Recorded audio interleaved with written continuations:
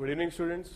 तो आज हम लोग डिस्कस करेंगे जो भी इलेक्ट्रोफिलिक एडिशन रिएक्शंस हमने पढ़ी थी उससे रिलेटेड काफी सारे इंपॉर्टेंट पॉइंट्स हैं जो क्वेश्चन सॉल्विंग में आपके लिए हेल्पफुल हो सकते हैं।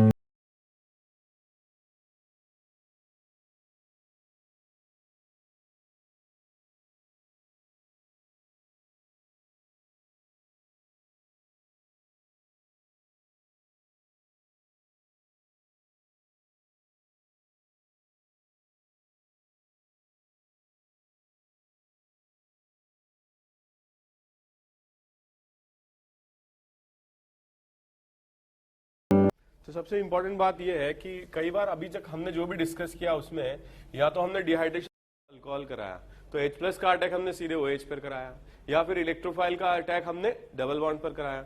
अगर किसी क्वेश्चन में अगर दोनों दिए हुए हों, डबल बॉन्ड भी है और OH ग्रुप भी है, तब क्या होगा बताइए। जैसे अगर डबल बॉन्ड पर रिएक्शन होती है,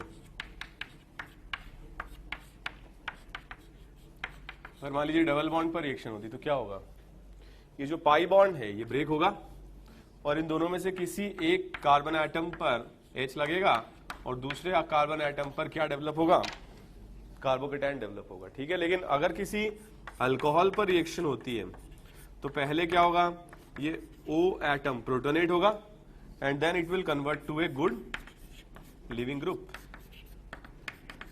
ठीक है, और फिर ये बॉन्ड टूटेगा, सिग्मा बॉन्ड, और कार्बोकेटायन डेवलप होगा। सो इन दोनों ही प्रोसेस में क्या होता है, इलेक्ट्रोफाइल H+ का अटैक या तो डबल बॉन्ड पर या OH पर होता है और इससे कार्बोकेटायन डेवलप होता है। लेकिन अगर किसी क्वेश्चन में मतलब क्या मतलब इन दोनों में से सिलेक्टिविटी देखनी हो, ठीक है, या जो H+ है वो लिमिटेड क्वांटिटी में हो, तो डबल बॉन्ड और OH में से किस पर फास्टर रिएक्शन होगी, रेट किसका ज्यादा होगा, किसका ज्यादा होगा रेट, डबल बॉन्ड का या OH का, बताओ। जब OH का क्लीवेज होता है तो ये सिग्मा बॉन्ड टूटता है और जब इसका डबल बॉन्ड पर होता है तो ये पाई बॉन्ड टूटता है। ये वीकर बॉन्ड है, ये स्ट्रॉन्गर बॉन्ड, इसलिए रिएक्शन पहले किस पर होगी, डबल बॉन्ड पर होगी। ठीक है, जैसे फॉर एग्जांपल अगर क्वेश्चन दिया जाए,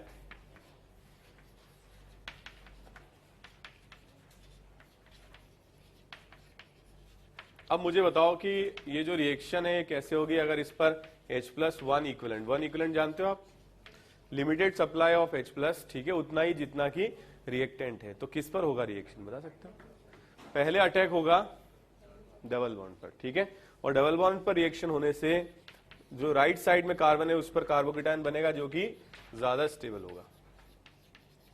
इसके बाद क्या होगा, इसके बाद इंटरनली O पर लोन पेयर है ना और कार्बोकेटायन मॉलिक्यूल में प्रेजेंट है, तो इंटरनली ये न्यूक्लियोफाइल इस पर अटैक करेगा और इस पर अटैक करेगा तो 5 मेंबर रिंग फॉर्मेशन हो जाएगा। ठीक है, तो इस तरीके से 5 मेंबर रिंग फॉर्म हो जाएगी और लास्ट स्टेप में क्या होगा, H+ रिलीज होकर के ये फाइनल प्रोडक्ट, ठीक है, ये फाइनल प्रोडक्ट बन जाएगा। क्लियर। तो अगर आपके पास चॉइस हो दोनों में से तो डबल और OH में से किस पर रिएक्शन कराओगे, डबल बॉन्ड पर। इसमें एक एक्सेप्शन है, ठीक है, इसमें एक एक्सेप्शन है, एक्सेप्शन ये है कि अगर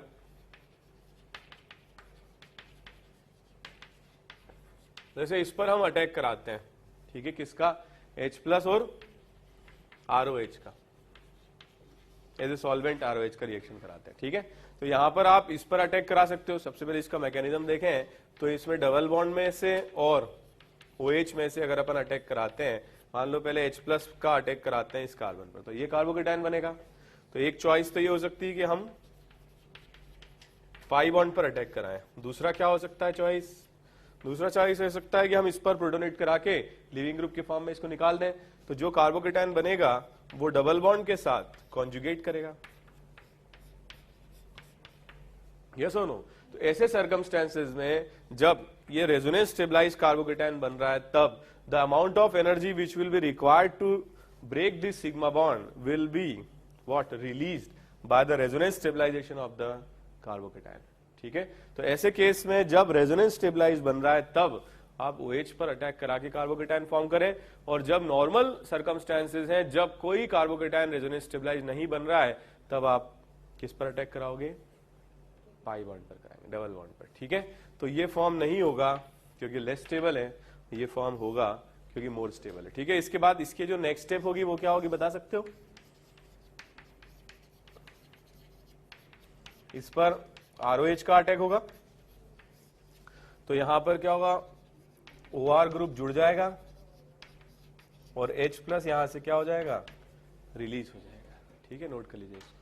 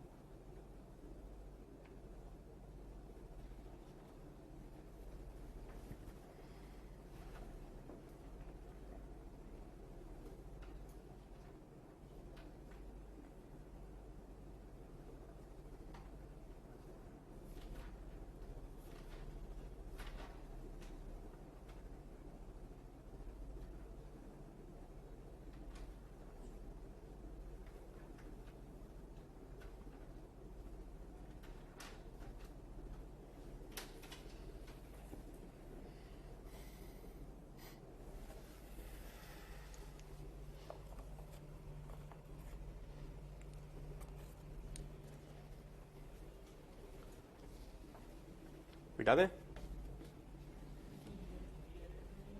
रीअरेंजमेंट तो बाद में होगा ना, जो पहला कार्बोकेटायन है उससे ही रेट देखते हैं। मैं तो वही तो कह रहा हूं, उसके बाद वो प्लस M लगेगा, लेकिन जो पहला कार्बोकेटायन है वही तो रेट डिसाइड करेगा। जो फर्स्ट स्टेप में बनता है वो इंपॉर्टेंट है, उससे रेट डिसाइड होता है।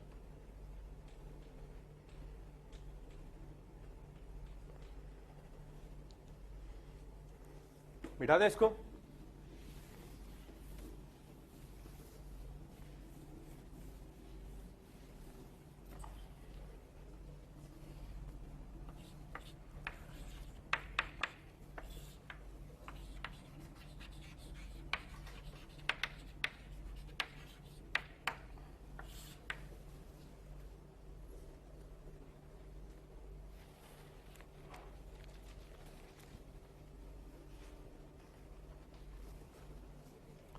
ओके, स्टार्ट करें।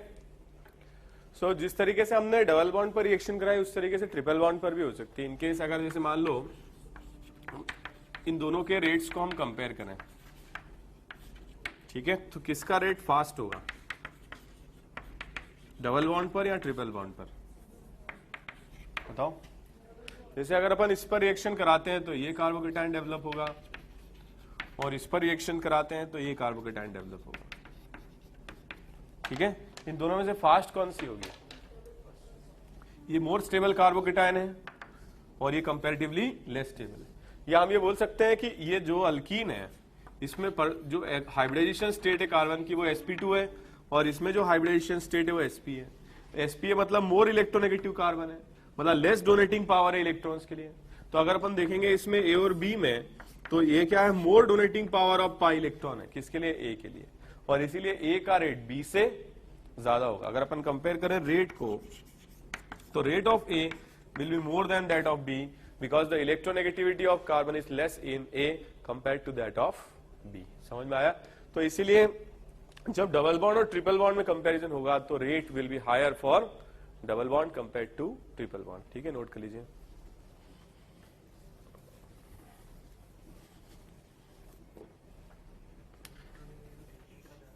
इलेक्ट्रोनेगेटिविटी अगर बढ़ेगी तो इलेक्ट्रॉन डोनेटिंग पावर कम हो जाएगी, H प्लस को इलेक्ट्रॉन डोनेट ही तो कर रहा है ये।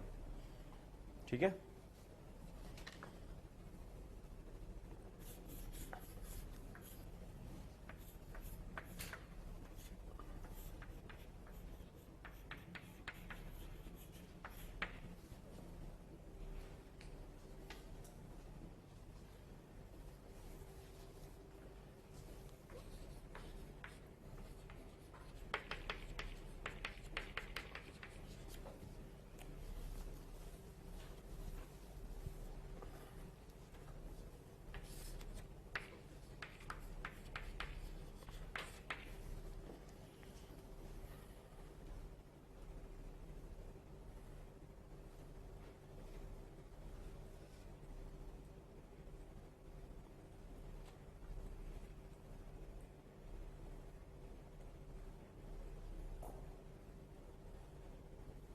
करें स्टार्ट। अब जैसे यहां पर आपके पास डबल बॉन्ड ट्रिपल बॉन्ड दोनों है, अगर आप इसकी रिएक्शन कराते हो 1 इक्विवेलेंट HCl की, बताओ क्या बनेगा? किस पर होगी रिएक्शन? इस पर होगी, डबल बॉन्ड पर। ओके, क्योंकि फास्टर रिएक्शन होगी और इसलिए इसमें जो पाथ या मैकेनिज्म है वो क्या होगा, पहले यहां कार्बोकेटायन बनेगा और फिर Cl माइनस का अटैक इस पर हो जाएगा। ठीक है, कायरल सेंटर बन रहा है और R और S दोनों फॉर्म में बनेगा। लेकिन कई बार क्या होता है, ऐसे क्वेश्चंस आ जाते हैं जिसमें डबल बॉन्ड और ट्रिपल बॉन्ड दोनों क्या हो, कॉन्जुगेटेड हो। ठीक है, डबल बॉन्ड और ट्रिपल बॉन्ड दोनों कॉन्जुगेटेड है। अब अगर इस पर रिएक्शन कराओगे जैसे इसमें, तो क्या प्रोडक्ट बना सकते हैं? इसमें भी 2 प्रोडक्ट बन सकते हैं। अगर डबल बॉन्ड पर होता है रिएक्शन तो ये बनेगा, और अगर ट्रिपल बॉन्ड पर होता है तो ये बनेगा। ठीक है, बताओ इनमें से क्या बनेगा? सेकंड। क्यों? क्या अलग से पढ़ा रहा हूं तो खास बात है, इसमें डबल बॉन्ड दोनों क्या है, कॉन्जुगेटेड है। ठीक है, और इसकी स्टेबिलिटी ऊपर वाले से ज्यादा है। इसमें जो लोन पेयर है क्लोरीन का वो भी कॉन्जुगेटेड नहीं। ठीक है, तो अगर अपन इंटरमीडिएट भी देखते हैं, जैसे इस पर अपन रिएक्शन कराते हैं CH2 double bond CH, C triple bond CH, इस पर डबल बॉन्ड पर अगर कराते हैं तो ये केटायन बनेगा,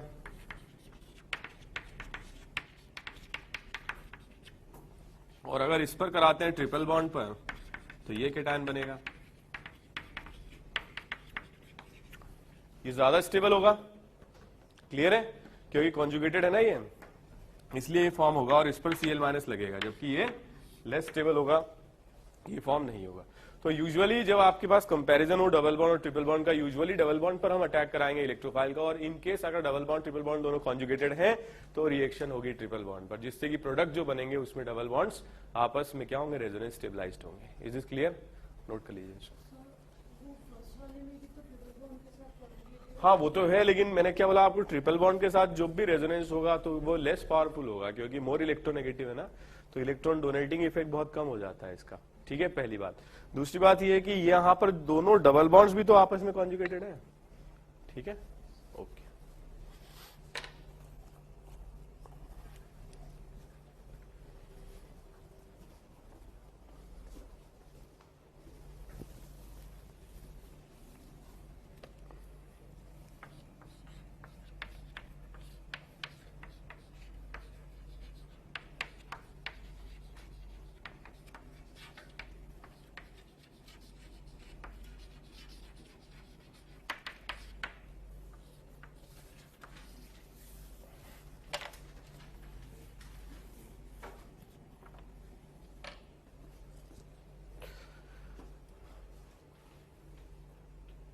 coming to the second last part of, बड़ी खुशी मिल रही है किस बात से, coming to the second last part of carbocation, non classical carbocation, और इसके बाद हम डिस्कस करेंगे इसमें ओजोनोलिसिस। ठीक है, सो नॉन क्लासिकल कार्बोकेटायन की जो रिएक्शंस होती हैं they are a bit different from that of classical carbocation. क्या डिफरेंस होता है ये हम स्टार्ट करते हैं डिस्कस करना।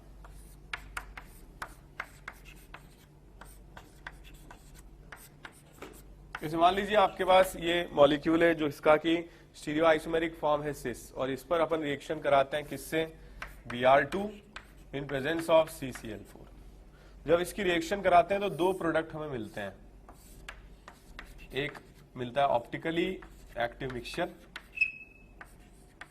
D फॉर्म और L फॉर्म, इसका रेसमिक मिक्सचर हमें मिलता है।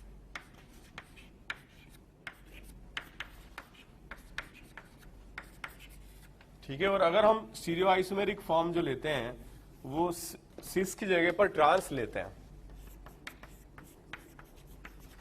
तो जो प्रोडक्ट हमें मिलता है वो रेसमिक मिक्सचर नहीं मिलता है, वो मिलता है मीजो कंपाउंड। जो प्रोडक्ट हमें मिलता है यहां पर वो मिलता है मीजो कंपाउंड। अब ऐसा क्या इसके अंदर रिएक्शन में है, क्या मैकेनिज्म है, ये हम डिस्कस करते हैं। लेकिन पहले आप ध्यान रखें, सिस पर इसकी रिएक्शन कराने से डीएल मिक्सचर बनता है, और ट्रांस पर ये रिएक्शन कराने से मीजो बनता है। ठीक है, नोट करो इसको।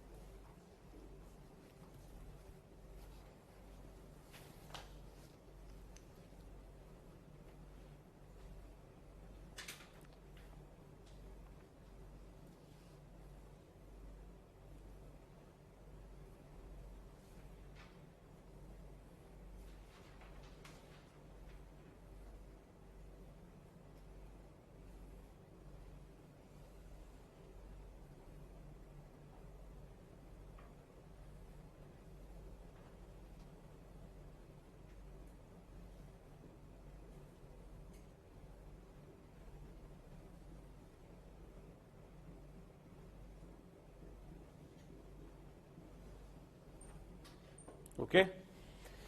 जैसे इस रिएक्शन में अगर अपन देखें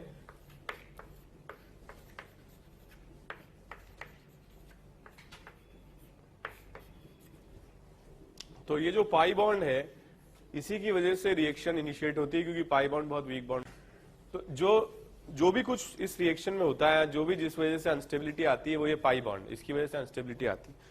इसमें अगर अपन देखें रिएक्शन ब्रोमीन की जब कराते हैं तो ब्रोमीन की रिएक्शन से ये वाला जो इलेक्ट्रॉन पेयर है पाई और जो ये शेयर्ड इलेक्ट्रॉन है, इनमें आपस में रिपल्शन होता है, और इस रिपल्शन से ये जो शेयर्ड इलेक्ट्रॉन है ये इस ब्रोमीन से दूर चले जाते हैं, और दूर चले जाने से इस पर डेल नेगेटिव और इस पर डेल पॉजिटिव चार्ज डेवलप हो जाता है। मतलब इसको क्या बोलते हैं हम, इंस्टेंटेनियस डायपोल। इसकी वजह से क्या होगा, इस इलेक्ट्रॉन क्लाउड पर और ज्यादा अट्रैक्शन फेस करेगा ये क्लोजर ब्रोमीन, और इससे क्या होता है, ये इसके पास जाकर के बॉन्ड फॉर्म करता है, और इस तरीके का 3 मेंबर्ड साइक्लिक ट्रांजिशन स्टेट यहां पर फॉर्म हो जाती है। तो इस पर प्लस चार्ज आएगा क्योंकि इलेक्ट्रॉन आ रहे हैं, तो इसको बोलेंगे डेल प्लस। यहां से इलेक्ट्रॉन दूर जा रहे हैं तो इस पर और इस पर भी आएगा डेल प्लस, और ये वाला जो पाई बॉन्ड है पार्शियली ब्रेक होगा, इस तरह की ट्रांजिशन स्टेट बनेगी। ठीक है, अगर अपन देखें यहां पर तो ये सिस फॉर्म है, तो इन दोनों का जो ओरिएंटेशन है CH3 और H का, ये आपस में चेंज नहीं होगा। कोई डाउट? तो यहां अगर अपन देखें रिएक्शन कैसे होगी, जो Br है ये दोनों इलेक्ट्रॉन्स के साथ में यहां से रिलीज हो जाएगा, और रिलीज हो जाएगा तो ये Br माइनस के फॉर्म में यहां पर सॉल्यूशन के अंदर चला जाएगा इस तरीके से। कोई doubt? So this will be Br minus. Okay, अब ये जो Br माइनस है ये है तो अनस्टेबल, और अनस्टेबल है तो ये क्या होगा, रिएक्शन करेगा किसके साथ, इस कॉम्प्लेक्स के साथ में।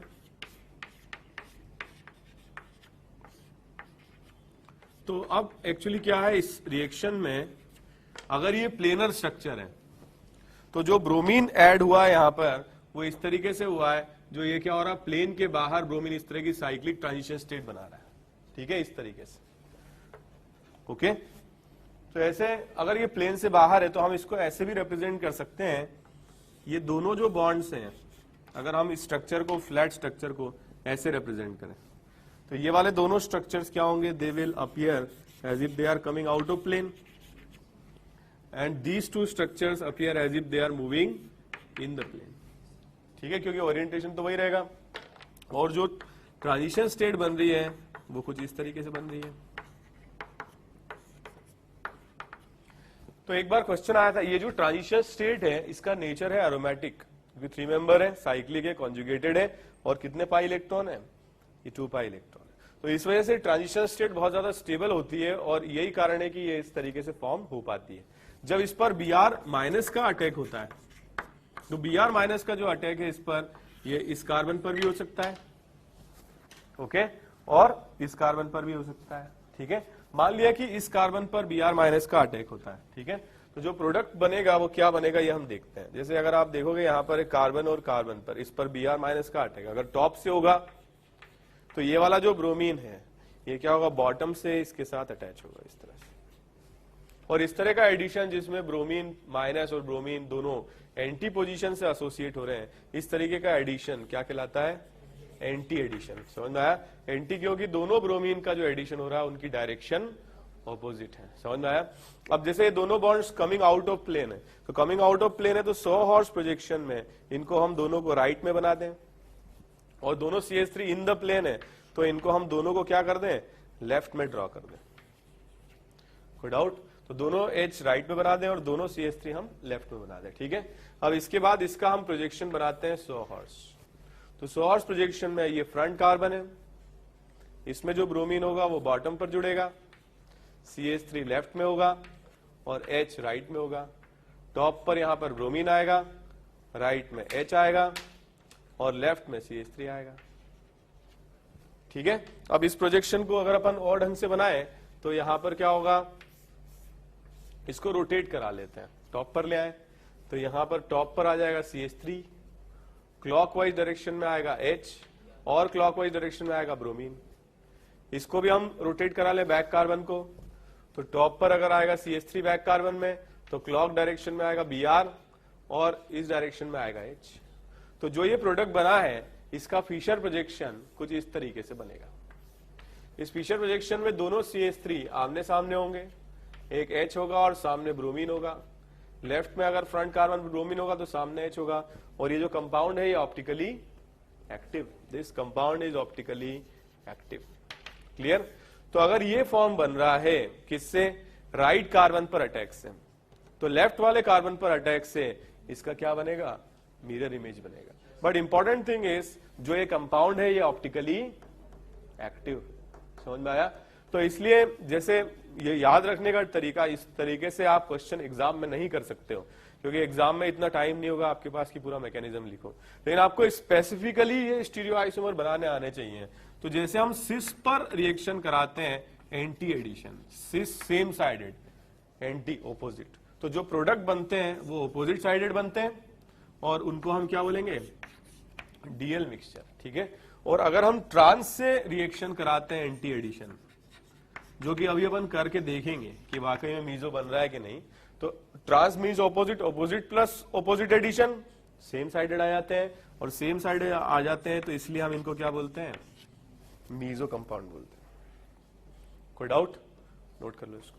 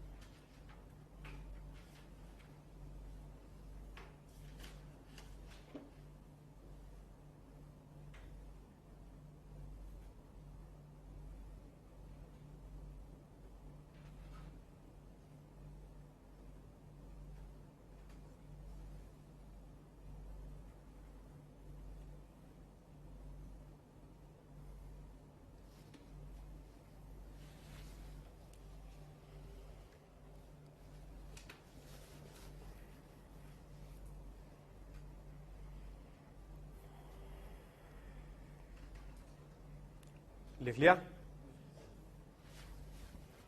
देखो, अगर मान लो यहां पर सिस की जगह पे लिखना नहीं है, आप खुद से करना, ठीक है? मैं सिर्फ समझा रहा हूं आपको। यहां पर अगर क्या होता, सिस की जगह पर ट्रांसफॉर्म होता, ठीक है, तो जो ट्रांजिशन स्टेट है उसमें भी ये एक्सचेंज हो जाते, ओके, एक्सचेंज हो जाते, तो यहां पर भी ये एक्सचेंज हो जाते, ठीक है?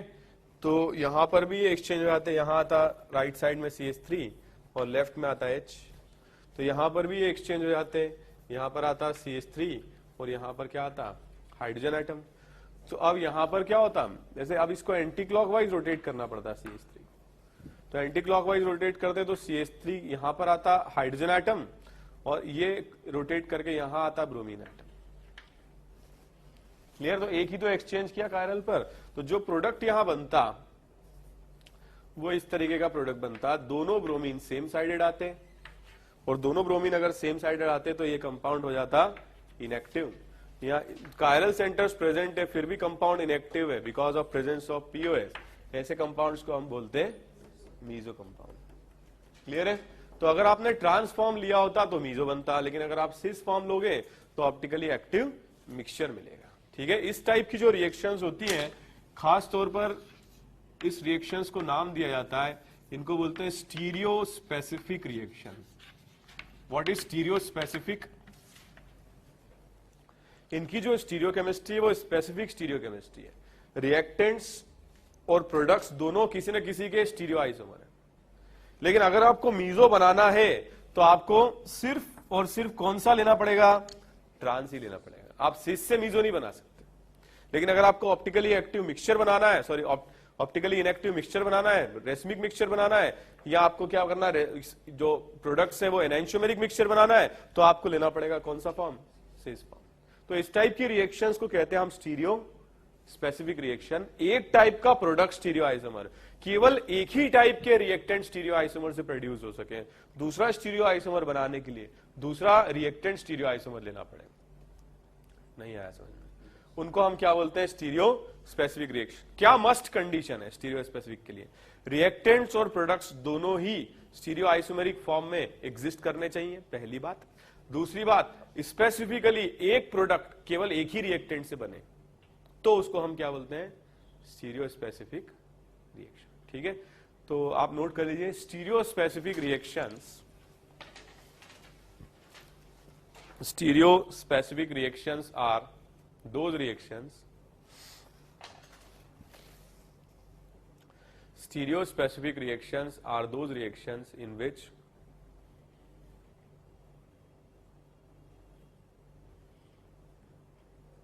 both reactants and products are stereoisomers of both reactants and products are stereoisomers of some other compounds, stereoisomers of some other compounds,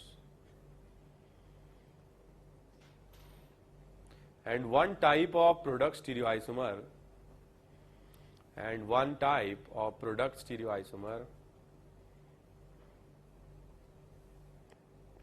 can be obtained from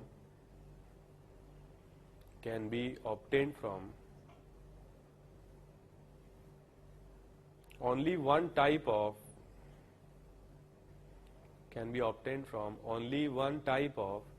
reactant stereoisomer. Only one type of reactant stereoisomers. ठीक है? फिर से बोलूं, आ गया समझ में? इस तरह की रिएक्शंस कहलाती हैं स्टीरियो स्पेसिफिक। क्या है, कॉलम मैचिंग टाइप के क्वेश्चन आ जाते हैं। लेफ्ट में रिएक्शन दे दी, राइट में दे दिया आपको रीजियो सिलेक्टिव, ठीक है, स्टीरियो स्पेसिफिक और सिन एडिशन, एंटी एडिशन। तो आपको मैकेनिज्म तो पता होना ही चाहिए, तब आप इस तरह का कॉलम मैचिंग सॉल्व कर पाओगे। ठीक है? तो हाँ बोलो, कोई डाउट तो नहीं है? तो इस तरह की रिएक्शंस को हम क्या बोलते हैं, स्टीरियो। रीजियो सिलेक्टिव क्या होता है, ये यही डाउट है ना, वो आ जाएगा आगे। ठीक है? जैसे मैं पढ़ाऊंगा तो और आगे आ जाएगा। समझ में आ गया सबको? ठीक है, नोट कर लीजिए इसको। ये लिख लिया क्या आप लोगों ने? अब एक्चुअली क्या है, सबसे पहले तो हम देखें इस तरह की जो रिएक्शंस हैं उनके कैरेक्टरिस्टिक्स क्या होंगे।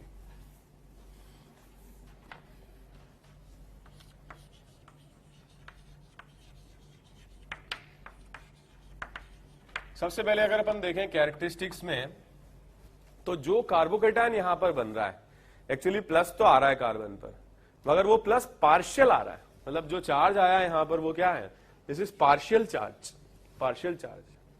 मतलब इस चार्ज का कोई रीअरेंजमेंट पॉसिबल नहीं है, कंप्लीटली डेवलप्ड कार्बोकेटायन नहीं है, और इसीलिए इस तरह के मैकेनिज्म को हम क्या बोलते हैं, नॉन क्लासिकल अनकंप्लीट कार्बोकेटायन, ठीक है, या पार्शियली डेवलप्ड कार्बोकेटायन। सो इस तरह की जो रिएक्शंस होती है उसमें क्या बनते हैं, पार्शियली डेवलप्ड कार्बोकेटायन। और इसीलिए इस तरह की रिएक्शंस में जिसमें पार्शियली डेवलप्ड कार्बोकेटायन बनते हैं, रीअरेंजमेंट नहीं होता है, नो रीअरेंजमेंट। इस तरह की जो रिएक्शंस हैं उनको हम एंटी एडिशन भी बोलते हैं। व्हाई? क्योंकि दोनों इलेक्ट्रोफाइल और न्यूक्लियोफाइल वो ऐड होते हैं किसमें, are in opposite direction. So opposite direction से एंट्री होती है मॉलिक्यूल में, ठीक है। इसमें मुझे बताओ कि इलेक्ट्रोफाइल क्या था रिएक्शन में, व्हाट वाज द इलेक्ट्रोफाइल,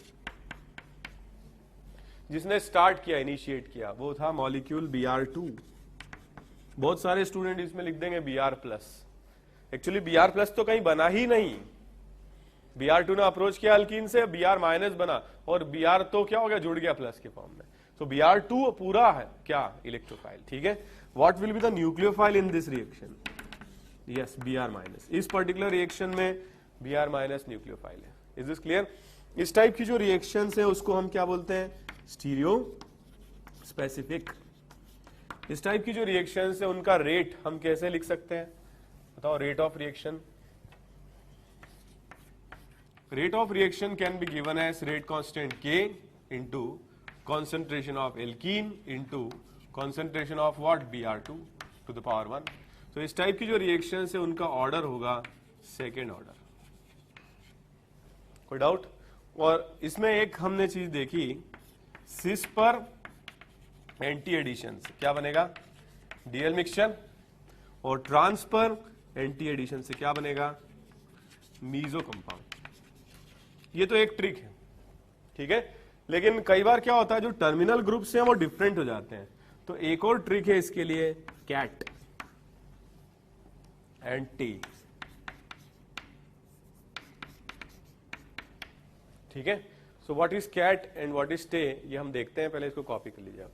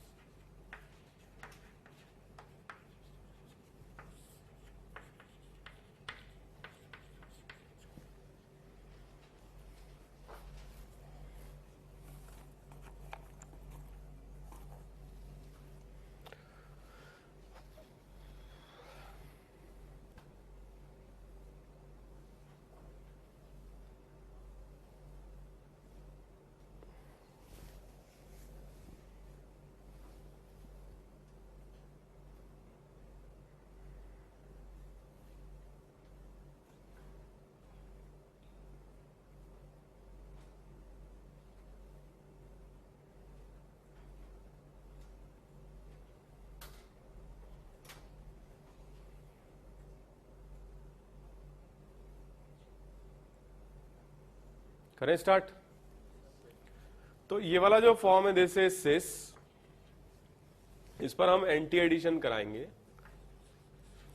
तो जो कंपाउंड बनेंगे एक्चुअली ये दोनों डिफरेंट हो गए ना। तो अगर ये दोनों सेम होते तो हम इसका आंसर ऐसे लिखते हैं, CH3 और CH3 आमने सामने होते ET आ जाएगा, और ये दोनों ऑपोजिट डायरेक्शन में होते हैं। इस तरीके के जो कंपाउंड्स होते हैं उनको हम क्या बोलते हैं, थ्रियो। याद है ना, पढ़ाया था आपको। What is threo? ये अगर दोनों डिसिमिलर हैं, ठीक है, और सिमिलर वाले अगर ऑपोजिट साइडेड हैं तो उसको क्या बोलते हैं, थ्रियो, ठीक है। तो एक ये बनेगा और एक इसकी क्या बनेगी, मिरर इमेज बनेगी।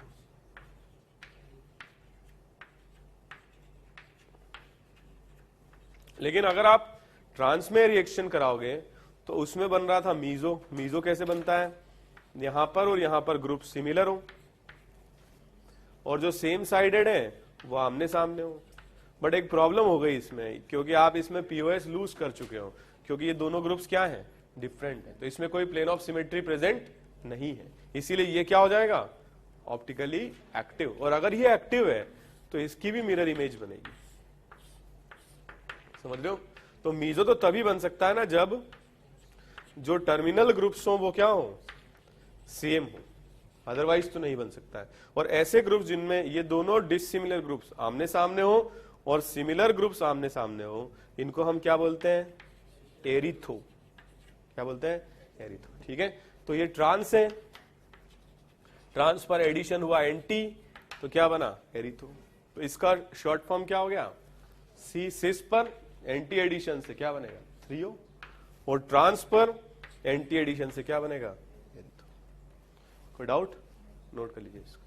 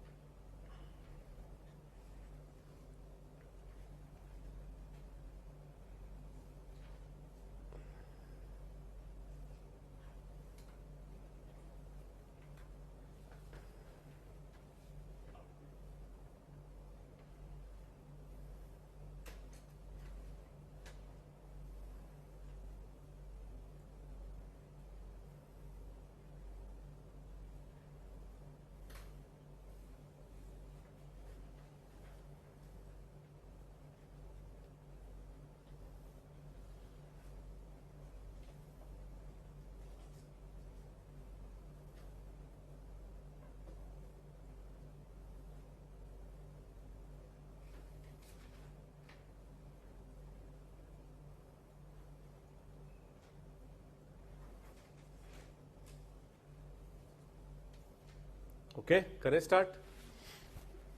नेक्स्ट कैरेक्टरिस्टिक है, अभी अपन ने जो पढ़ा उसमें है ना, हमने यूज किया CCl4। तो CCl4 जो मॉलिक्यूल है, इसका डायपोल मोमेंट है 0, लिक्विड स्टेट में एग्जिस्ट करता है, और इसीलिए ये क्या होता है, एक इनर्ट सॉल्वेंट होता है जो बस रिएक्शन के लिए मीडियम प्रोवाइड करता है ताकि मॉलिक्यूल्स में आपस में कोलिजन हो सके। ठीक है, मगर अगर सॉल्वेंट होता वाटर या अल्कोहल या फिनॉल, तो ये सब क्या होते हैं, ये सब भी न्यूक्लियोफाइल्स हैं, और Br- की तरह ये भी न्यूक्लियोफिलिक फॉर्म में अटैक कर सकते थे, और इनफैक्ट यही मेजर प्रोडक्ट बनाते हैं क्योंकि इनका जो नंबर है या क्वांटिटी है वो बहुत ज्यादा है।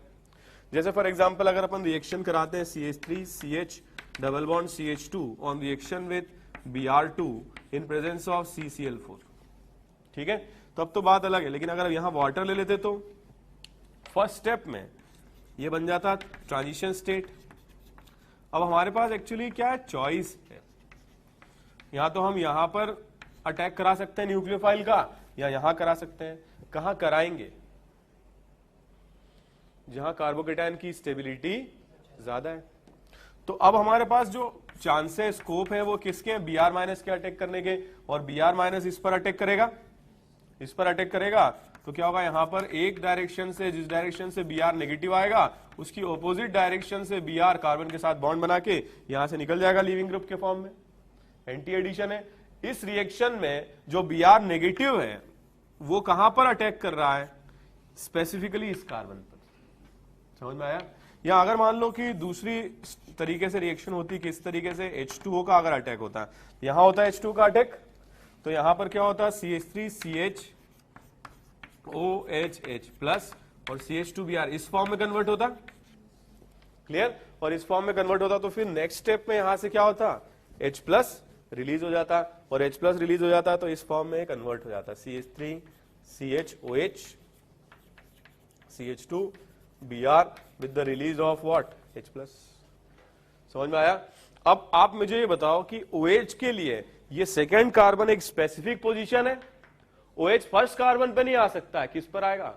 सेकेंड कार्बन पर आएगा, क्योंकि वहां पर कार्बोकेटाइन की स्टेबिलिटी ज्यादा है। इस चीज को हम बोलते हैं क्या? Regio selective. जानते हो रीजियो सिलेक्टिव क्या होता है? रीजन सिलेक्ट किया हुआ है। इस OH माइनस के लिए प्रिफरेबल लोकेशन या रीजन कौन सा? ये कार्बन। अरे इसका स्टीरियोकेमिस्ट्री से कोई लेना देना नहीं, इसका किससे रिलेशन है? चॉइस ऑफ कार्बन से, किसके साथ बॉन्ड बन रहा है। आया समझ में? तो इस तरह की रिएक्शंस कहलाती हैं रीजियो सिलेक्टिव। अब इन दोनों में से ये रिएक्शन का माइनर प्रोडक्ट होगा और ये रिएक्शन का क्या होगा? Major product. तो अगर सॉल्वेंट खुद क्या है? न्यूक्लियोफाइल है, तो वही इस रिएक्शन के लिए मेजर प्रोडक्ट फॉर्म करेगा, ठीक है, और उस प्रिफरेबल कार्बन पर अटैक करेगा जहां कार्बोकेटाइन की स्टेबिलिटी ज्यादा है। कोई डाउट? नोट कर लीजिए इसको।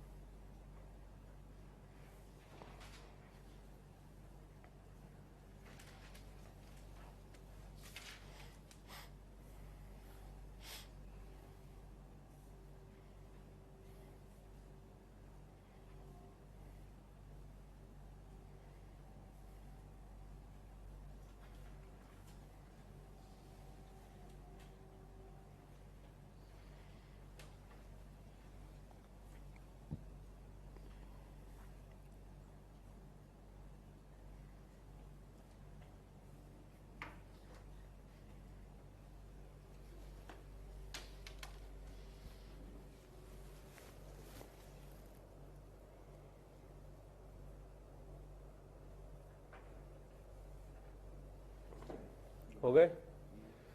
ओके, सबने कर लिए?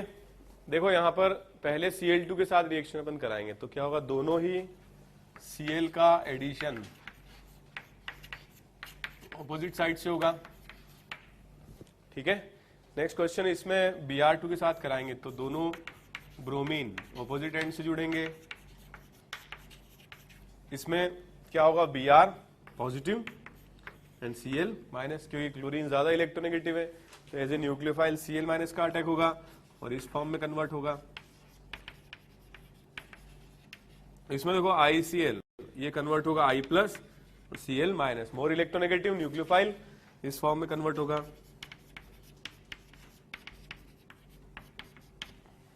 समझ में आ गया? अच्छा, इसमें अगर अपन रिएक्शन कराते हैं IBr की तो I लेस इलेक्ट्रोनेगेटिव फॉर्म होगा पॉजिटिव और Br minus negative nucleophile form करेगा, ठीक है। तो इस फॉर्म में प्रोडक्ट बनेगा।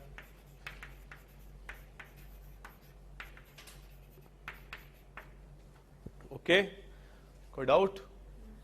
नोट कर लो।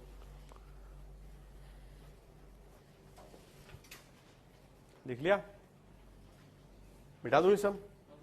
हाँ जल्दी करो, ये खुद से करना चाहिए था आपको, टाइम ही नहीं मिला। इतना फास्ट पढ़ाता हूं क्या मैं? तुम स्लो लिखते हो, अच्छा ठीक है। तो आता ही लेट है क्लास में। ऑटो लेट हो गया, पैदल आ रहा होगा। अच्छा अच्छा, कंधे पे उठा के लाया गया ऑटो में? कंधे पे उठा के लाया, पंचर हो गया था फिर? जाम था, अच्छा अच्छा। अब तुम्हें समझ में आया मैं क्यों लेट आता हूं? मिटा दूं इसको? मिटा दूं?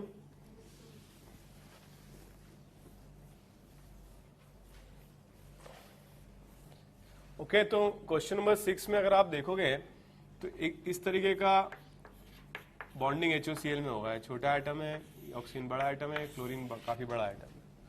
तो इसमें क्या है कि ये वाला जो बॉन्ड है ये पोलराइज होता है इस तरीके से, मोर इलेक्ट्रोनेगेटिव ऑक्सीजन है इसलिए, ठीक है। तो जैसे आप इस पर रिएक्शन कराएंगे 6 पर CH डबल बॉन्ड CH2, तो इसका क्लोरीन का अटैक होगा एज एन इलेक्ट्रोफाइल, ओके। और जो प्रोडक्ट बनेगा एट द एंड उसमें OH minus as a nucleophile entry करेगा एंटी एडिशन। समझ में आया? तो यहां पर क्योंकि एक नया कायरल डेवलप हो रहा है तो दोनों फॉर्म्स में हो सकता है, R फॉर्म में भी और S फॉर्म में भी, ठीक है। जैसे 7 क्वेश्चन है, 7 क्वेश्चन में देखो इसमें जो न्यूक्लियोफाइल होगा वो भी OH माइनस होगा और Br एंटर करेगा एज इलेक्ट्रोफाइल Br प्लस, ठीक है। डिफिकल्ट है क्या? तो इस पर रिएक्शन कराएंगे HOBr की तो इस तरीके से आएगा।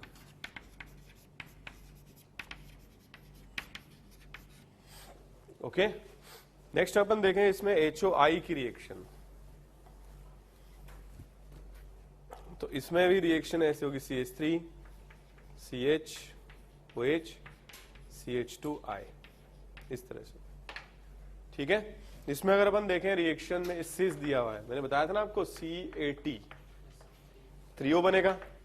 तो त्रियो कैसे बनाएंगे? इसमें एक तरफ क्या है मिथाइल, एक तरफ इथाइल और दोनों क्लोरीन ऑपोजिट, दोनों H ऑपोजिट, एक ये बन जाएगा त्रियो और एक इसकी मिरर इमेज बन जाएगी, ठीक है। रेसमिक मिक्सचर होगा।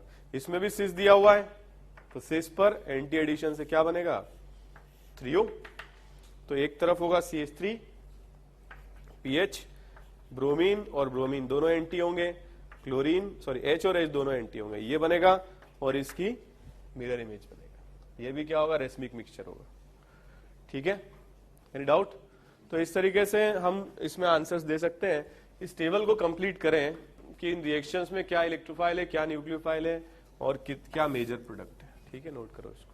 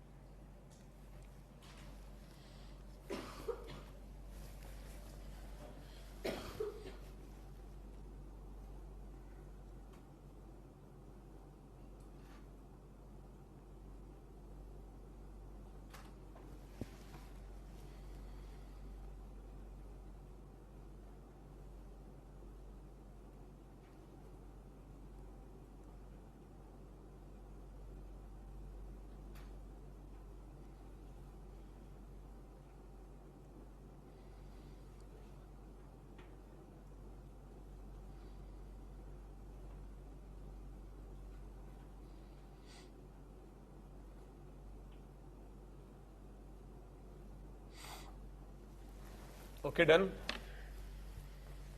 इसमें अगर अपन देखें इलेक्ट्रोफाइल क्या होगा, ब्रोमीन एंड से, ठीक है, इलेक्ट्रोफाइल होगा Br2 और न्यूक्लियोफाइल क्या होगा Br-B और ROH भी। लेकिन मेजर प्रोडक्ट कौन बनाएगा, ROH। तो समझ में आ रहा है, तो ये मेजर प्रोडक्ट बनेगा।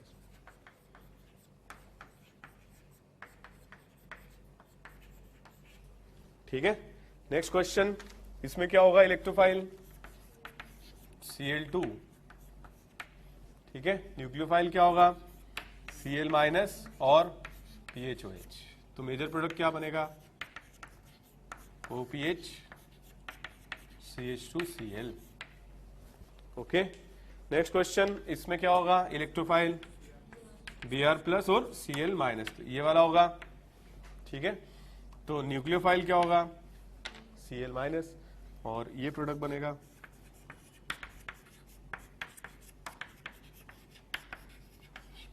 ओके, नेक्स्ट क्वेश्चन, इसमें क्या होगा Cl एंड से, ये होगा इलेक्ट्रोफाइल, ठीक है। तो ये होगा इलेक्ट्रोफाइल, न्यूक्लियोफाइल होगा OH- और ये प्रोडक्ट बनेगा,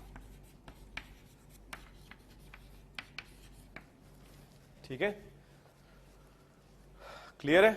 तो इस तरीके से हम रिएक्शन कराते हैं नॉन क्लासिकल कार्बोकेटायन, ठीक है। तो आप लोग जो है DPP नंबर 4 में इसके क्वेश्चन है, ये आप लोग करिएगा, ठीक है। DPP 8 तक आपको नेक्स्ट क्लास में कंप्लीट कर लेनी है, ठीक है, तो वो हम डिस्कस करेंगे।